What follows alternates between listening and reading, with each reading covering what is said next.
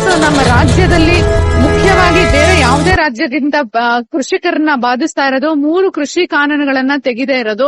ಈ ನಿಟ್ಟಿನಲ್ಲಿ ರೈತ ಹೋರಾಟಗಾರರು ನಿರಂತರವಾಗಿ ಪ್ರಯತ್ನ ಮಾಡ್ತಿದ್ದಾರೆ. ಮೋದಿಯವರು ಕೃಷಿ ಕಾನೂನನ್ನ ಕೈ ಬಿಟ್ಟಾಗ್ಲಿಂದನೂ ರಾಜ್ಯದಲ್ಲಿ ಸ್ಥಳೀಯ ಮಟ್ಟದಲ್ಲಿ ರೈತರು ನಿರಂತರ ಪ್ರಯತ್ನ ಮಾಡ್ತಿದ್ದಾರೆ. ಆ ಪ್ರಯತ್ನ ಇನ್ನೂ ಫಲ ಕೊಟ್ಟಿಲ್ಲ. ಈ ನಿಟ್ಟಿನಲ್ಲಿ ಮುಂದಿನ ಹೋರಾಟಗಳೇನು, ಸದ್ಯದ ಸ್ಥಿತಿಗತಿ ಏನು ಅಂತ ಹೇಳಿ ರೈತ ಮುಖಂಡರಾದ ಬಡಗಲ್ಪುರ ನಾಗೇಂದ್ರ ಅವ್ರನ್ನ ಮಾತಾಡ್ಸೋಣ. ಸರ್ ನಮಸ್ಕಾರ. ನಮಸ್ಕಾರ ಸರ್, ಈಗ ನಮ್ಮ ರಾಜ್ಯದಲ್ಲಿ ನಾನು ಈ ಕಾಫಿ ಡೇ ಅಂತ ಸ್ಥಳಗಳು ಇವತ್ತು ಎಲ್ಲ ಒಂದು ಕಾರ್ಪೊರೇಟ್ ಕಂಪನಿಗಳ ರಿಯಲ್ ಎಸ್ಟೇಟ್ ಮಾಫಿಯಾದವರು ಎಲ್ಲ ರೈತರನ್ನ ಕರೆಸಿ ಮೀಟಿಂಗ್ ಮಾಡುವಂತ ಸ್ಥಳ ಆಗ್ಬಿಟ್ಟಿದೆ. ಇವತ್ತು ರೈತರನ್ನ ಹೇಗೆ ಕೊಂಡ್ಕೊಳ್ಳಕ್ಕೆ ಒಂದು ಕಾರ್ಪೊರೇಟ್ ವ್ಯವಸ್ಥೆ ಕೆಲಸ ಮಾಡ್ತಾ ಇದೆ. ಇದನ್ನ ಹೆಂಗ್ ತಪ್ಪಿಸ್ತೀರಾ ಸರ್? ಮುಂದೆ ಆಹಾರ ಭದ್ರತೆಗೂ ಸಮಸ್ಯೆ ಇದೆ ಅಂತ ಕೃಷಿ ಸಚಿವರೇ ಹೇಳಿದ್ದಾರೆ.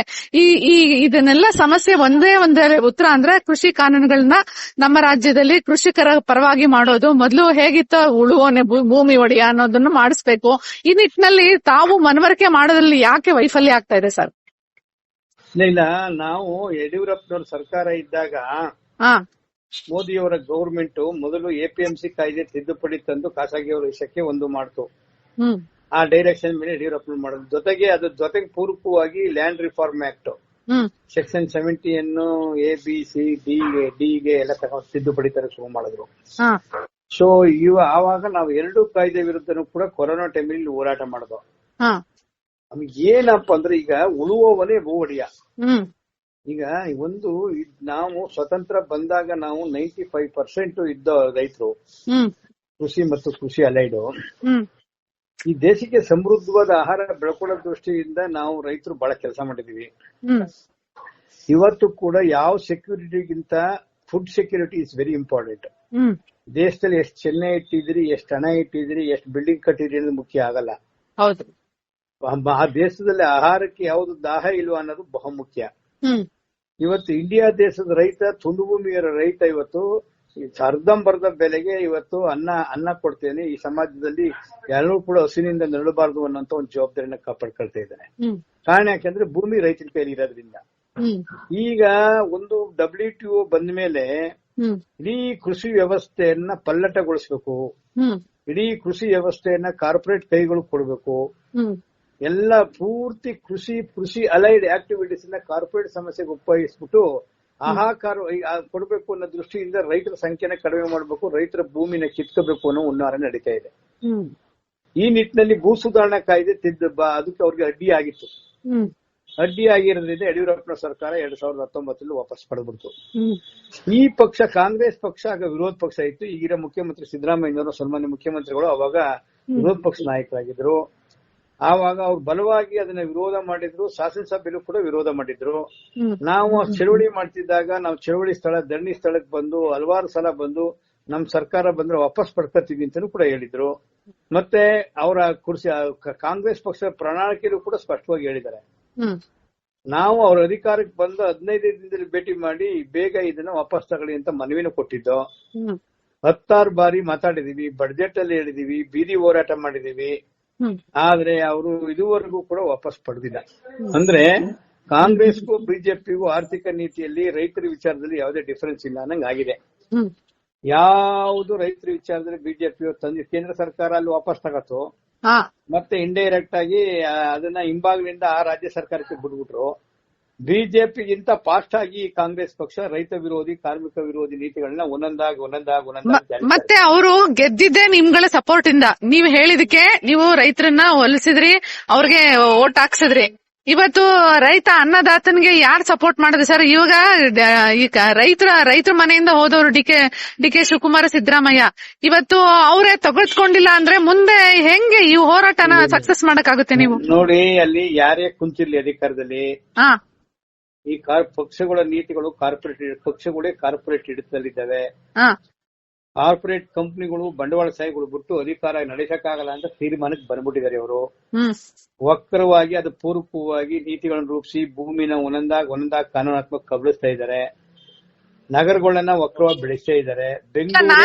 ನಾನೀಗ ಇಲ್ಲಿ ಕಾಫಿ ಡೇನಲ್ಲೇ ಕೂತ್ಕೊಂಡಿದೀನಿ. ನಾನು 1 ಗಂಟೆ ಇಲ್ಲಿ ರೈತ ದಂಡೆ ಬರ್ತಾ ಇದೆ. ಏನ್ ಕಾರ್ಪೊರೇಟ್ ಕುಳಿಗಳ ಜೊತೆ ಕೂತ್ಕೊಂಡು ಮೀಟಿಂಗ್ ಮಾಡ್ತಾರೆ.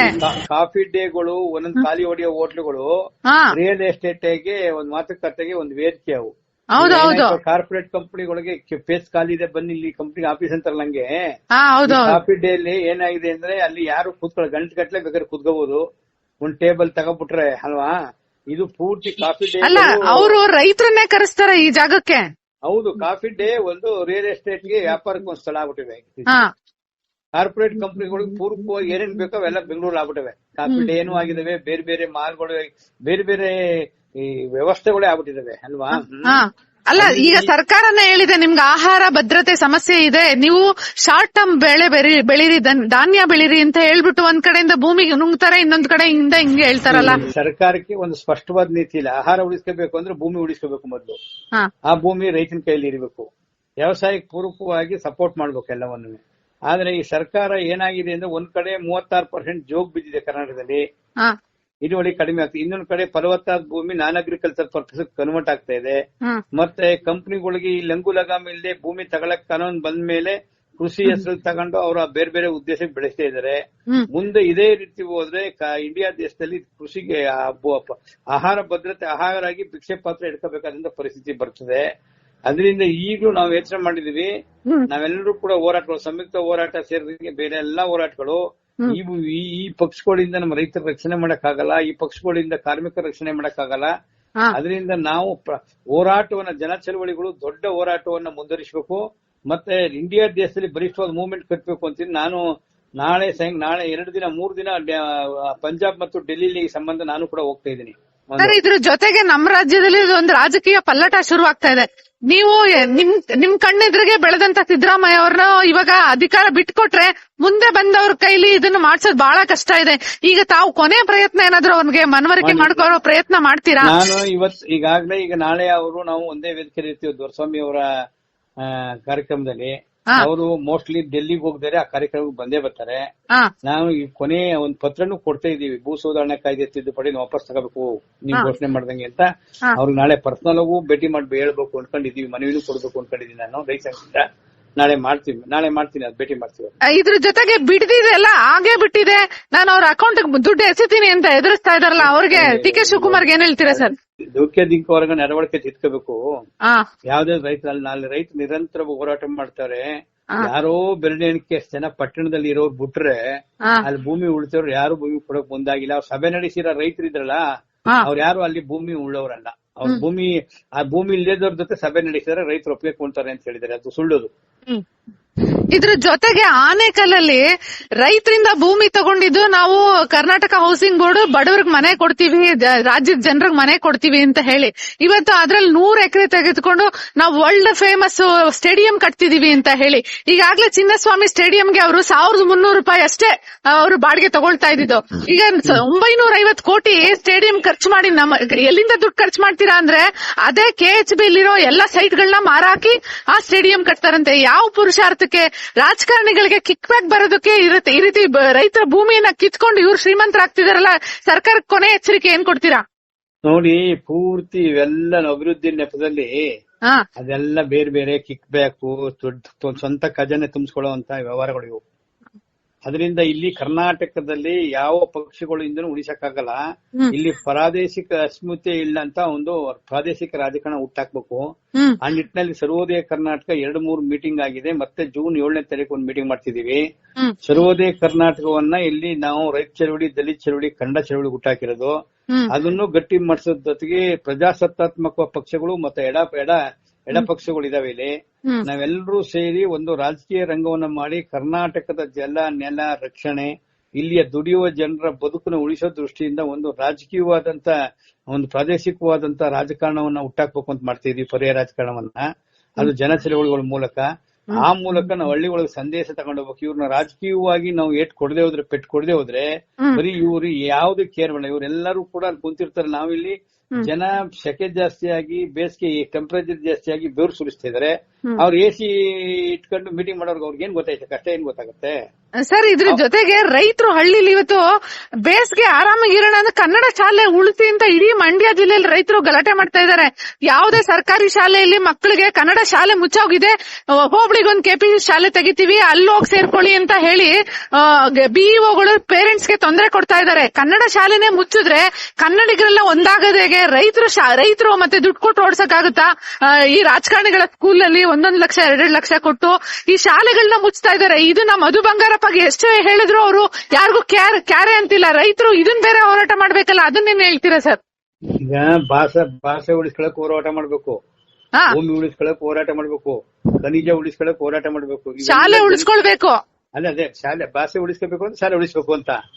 ಆದರೆ ಇವ್ರಿಗೆ ಒಂದು ಸರ್ಕಾರಕ್ಕೆ ಆದ್ಯತೆ ಶಿಕ್ಷಣ ಆಗಿರ್ಬೇಕು, ಆರೋಗ್ಯ ಆಗಿರ್ಬೇಕು.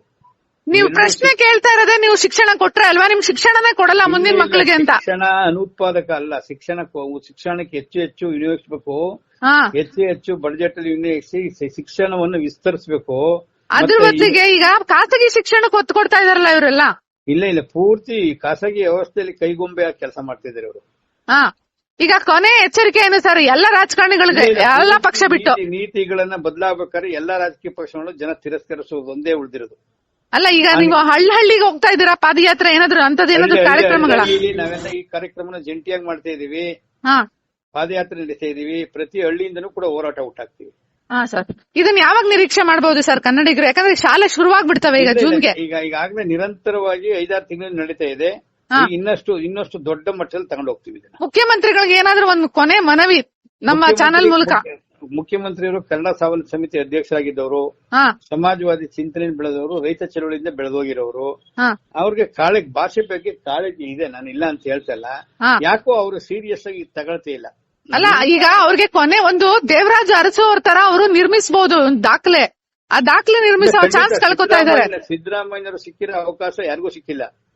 ಒಬ್ಬ ಹಳ್ಳಿಯ ರೈತ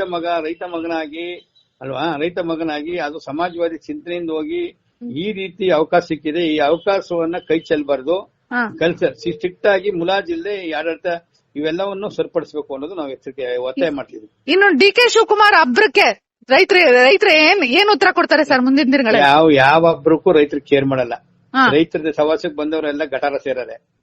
ಡಿ.ಕೆ. ಶಿವಕುಮಾರ್ ಆಗ್ಬೋದು, ಮತ್ತೊಬ್ರು ಆಗ್ಬೋದು, ರೈತರ ವಿಚಾರದಲ್ಲಿ ಸೌಜನ್ಯಯುತವಾಗಿ ರೈತರ ಪರವಾಗಿ ಮಾತಾಡಬೇಕು, ಕಾರ್ಯಕ್ರಮ ಹಾಕಬೇಕು. ಬೆದರಿಕೆ ಎಲ್ಲ ರೈತರು ಬಗ್ಗಲ್ಲ.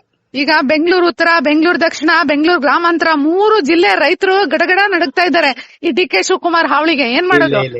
ಯಾವ ಚಳವಳಿ ಇದೆ? ಯಾರಿಗೂ ಎದುರ ರೈತರಿಗೆ ಹಸಿರು ಟವಲ್ ಇದಿಲ್ಲ, ರೈತರು ಇದ್ರಲ್ಲ, ರೈತರ ಟವಲ್ ಮೇಲೆ ಎಲ್ಲ ಈಗ ಹಸಿರು ಟವಲ್ ಬರ್ತಾವ ರೈತರಿಗೆ ಮೇಲೆ. ಹಸಿರು ಟವಲ್ ಸುಲಭ ಅಲ್ಲ ಅದು. ಹಸಿರು ಟವಲ್ ರೈತರ ಸವಾಸಕ್ಕೆ ಬಂದವರು ಕುರ್ಚಿ ಹೋಗುತ್ತೆ ಹೊರತು ಅವರು ರೈತರನ್ನ ಏನು ಮಾಡಕ್ಕಾಗಲ್ಲ. ಚಳವಳಿ ನಿಮ್ಮೆಡ್ಸಕ್ಕಾಗಲ್ಲ.